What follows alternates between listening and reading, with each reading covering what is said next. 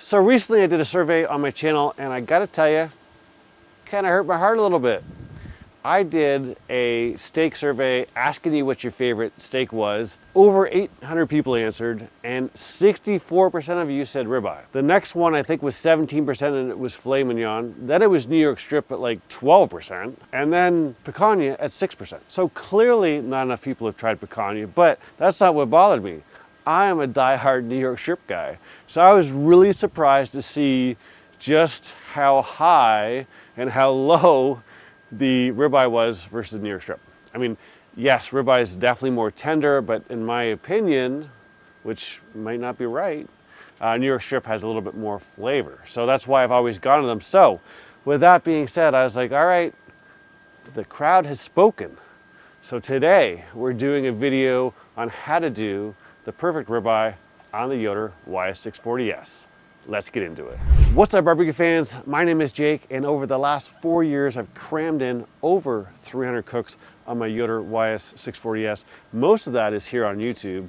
And if you're looking to step up your Yoder game, I'm your guy. It doesn't matter if you've been using one for a while or you're brand new to the market. In fact, I just launched pelletgrillsecrets.com. You can sign up for my newsletter. I'll send you one of my guides for free, and you can check out my mastery bundle while you're there. As I mentioned in my intro, we're doing a ribeye. I've actually never done a ribeye on the channel, but the survey was crystal clear on what kind of steak you guys like, so that's what we're doing today. Let's talk about the steak. So first off, I've got a nice high quality ribeye here. This is actually an Angus Wagyu cross for meat and bone, and it's gonna be delicious just as it sits. But what I did is I put some salt on there. I decided to put some pepper on. I didn't get some footage of that, but I did put a little bit of pepper on there. Then I put it on a round rack and I threw it back in the fridge, and that was about 3 hours ago. About 30 minutes ago, we came outside and I put some Bear Mountain oak pellets inside the Yoder, and we opened it up. I took that diffuser door and we slid it underneath our grill grates. What are we doing here? So first off, we're gonna do a reverse sear, but we're gonna go right into a sear, and I'm just gonna skip a couple steps so we don't have to move around anything hot. And we're sliding that diffuser door underneath the grill grates, then we're moving our grill grates over top of the firebox. So when we dial this up to 600 later, we can get some great sear action. The other thing we're doing is we are using the half rack up top. The Yoder comes with a full rack up top, which is great, but the one problem with it is if you're trying to do some searing or you're trying to cook a bunch of meat underneath, you're kind of doing one of these trying to get underneath of it, right? Because the grate comes out here. So the half rack pushes it back. So what we can do is we can move it out, we can put our steak right in front of the stack there, get max smoke on it, but I can push it back and get full access to our sear area. So what we've done is we've set our Yoder at 225. If you had a 2-inch thick cut of steak, you could probably get away with going down to 200 and it not being over smoky, but because I've got like a 1-inch guy here, I don't want it to be over smoked. Let's go get our steak. So here's our ribeye. I mean, take a look at that bad boy. Beautiful marbling. As I said, we put some Diamond Crystal kosher salt on there. I also used my pepper cannon to get some nice pepper on there. Look, if you have not broken down and got yourself a pepper cannon yet, you are missing out. I can't tell you how great this works. It's one of the best investments I ever made. Got a 10% discount code down below. What I've done here is I let this steak sit out for about 30 minutes. We've tempered it a little bit, right? I'm also gonna use the Yoder Smokers probe here. We don't want to overcook. So what we're gonna do is we're gonna put this guy in here.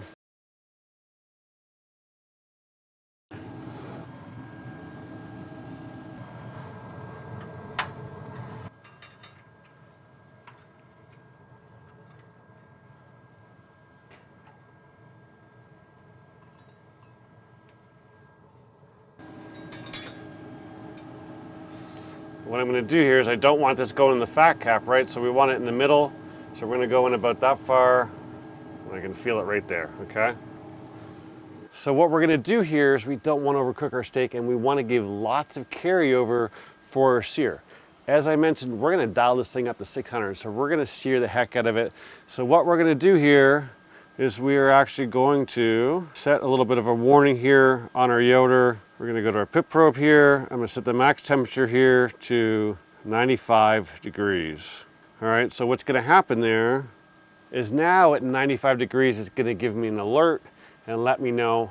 And then what I'm gonna do is I'm gonna pull it off and we're gonna get ready to set up for our sear. So real quick, while we're waiting for our steak to come up to temperature, you might have noticed my half rack has a little bit of rust on the left-hand side. Noticed that when I brought it out, it's been a while since I used that. So want to tell you how to deal with that. Super simple. All you got to do is throw it in some hot soapy water, let it sit overnight. If you need a little bit more oomph, use some Simply Green. You can let it sit there for a day or two. And then you just give it a quick wipe down. And then once it's fully clean, you can throw it back in your Yoder, give it a light spray of like a canola oil or Pam or something like that, and just run it for like an hour at 350. That'll help season it and you'll be good to go. Our steak just hit 95 degrees. Let's pull it off.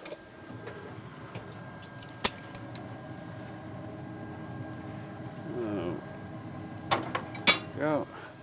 Put that guy like that. I'm gonna pull out my pit probe here. Normally I just like to lay it over top so it can cool off. It is a little hot. So here's our steak, feeling nice and tender. Obviously not quite cooked yet. So what we're gonna do now is I'm gonna take this inside, I'm gonna let it rest for 15 minutes. In about 5 or 6 minutes, I'm gonna come out, I'm gonna crank up the Yoder to 600 degrees, gonna let our grill grates get screaming hot, and we'll get ready for our sear. So it's been just over 15 minutes. Our Yoder is screaming away here at 640, so we're hot. It's been that way for a little while. If you're not signed up for my newsletter at pelletgrillsecrets.com, you wouldn't know, but we have a new addition to the family. We have rescued another dog, so now we've got 2 of them, and yeah, they're both sitting here looking at me. They smell beef. So when it comes to searing, this is gonna be a very short process. Do not run away, especially because we've got the diffuser plate open. We've got some grill grates in there. The surface temperature of those grill grates is gonna be upwards of 800 degrees. So it's gonna be a quick cook here. We're going to sear probably a minute or so aside. Now, if you're looking to get a great sear on your steak here, there's a couple things you could do. You could use mayo. You could make it perfectly dry. You could use some clarified butter. You want it to be clarified butter because if you use normal butter, it'll just burn. Clarified butter, the temperature's a little higher. What I've got here is just some beef tallow I've melted down. We're gonna put just a little bit over top of this. Oh, got some fall in my steak, sorry. I just threw a little bit of tallow at the dogs. The leaves scared me. Sorry, buddy. I don't know where it went, but we'll figure that out later. Oh man, what are the chances of that? All right, so anyhow, we'll keep putting some tallow on here. I'll just chuckle to myself, and there we go. We've got some tallow. Now what we're gonna do is we're gonna bring this in and sear it off. I'm just gonna go to a little montage. I'll tell you how long it is per side, but it's gonna be about a minute and a half tops. Let's do this.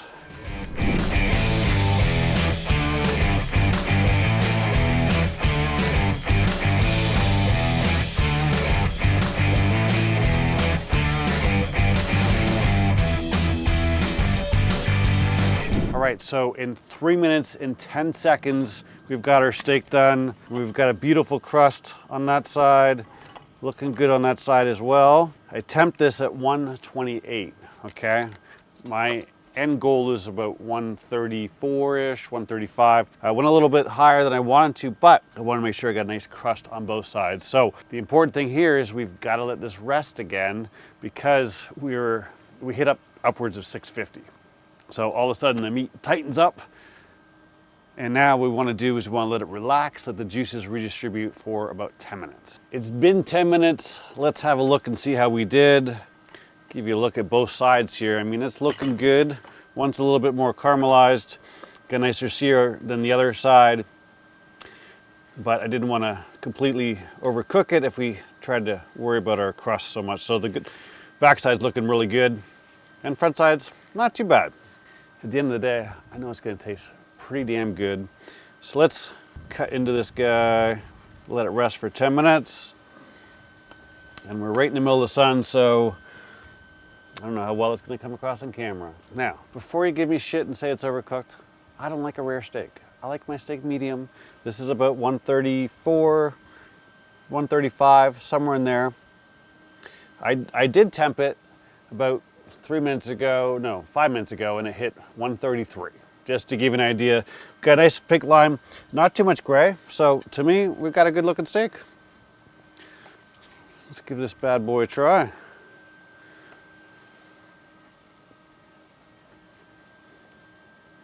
That's good. I mean, if you're gonna have a ribeye, you gotta go right from this cap here. So let's have a little bit of that. My dogs are dying over here. They're like, give me some. Apparently the birds want some too. I mean, that's a great steak. I mean, take a look all the way through, no matter which side. Try, we got a nice even cook on it. It's one of the advantages to doing a reverse sear there is that no matter where the steak is, you're gonna get it pretty darn close because you're cooking nice and slow. You can pull it off in time. And then we just got a nice, good sear on it. I suppose you guys want some, huh? All right, Ollie, you want some? Yeah, you want some. Cookie, come here. Come here, Cookie. Come here, Cookie. Oh, we're gonna have to go over to you because Ollie's gonna try and take it. You had yours, dude. Come on over here, Cookie. You're still learning about your dad's a really good cook. Here you go. That ribeye is dog approved, Jake approved. That's a delicious ribeye. Look, if you're looking how to make the perfect pulled pork, I got you covered. Check out this video. I'll see you soon.